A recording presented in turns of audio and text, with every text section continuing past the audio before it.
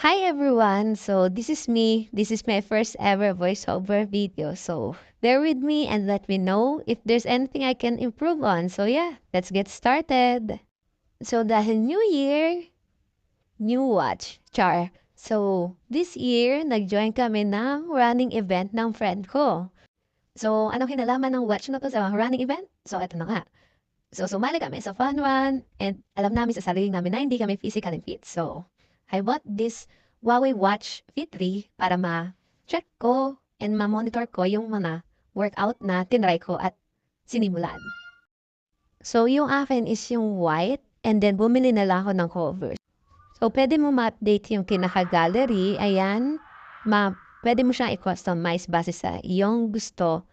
So yung red sa gilid is pipindutin mo lang siya long press, then makikita mo na yung ibang application na pwede mong gamitin. Like yung, sipansi yung calendar, workout activity, at marami pang iba. So, pwede mo siyang explore na lang pag nakabili ka na and may calculator din yan and nakakonect pala to sa Huawei Health app nila. So, pwede mo siyang monitor doon at pwede mo siyang ma-sync. So, as you can see, pwede mo rin i-connect yung Spotify mo sa cellphone mo and pwede din siya sa watch mo.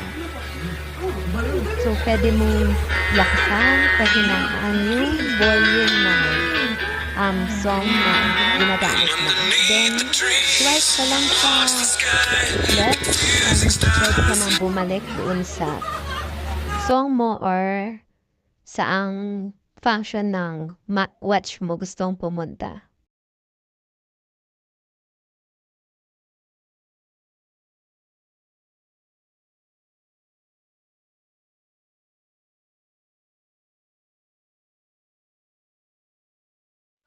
So, yung strap, pwede mo siyang matanggal. Pwede kang bumili sa Yellow App or even dito sa TikTok. So, maraming strap and mura lang. Katadong case na binili ko, mura lang siya. Dito ko lang din sa TikTok binili.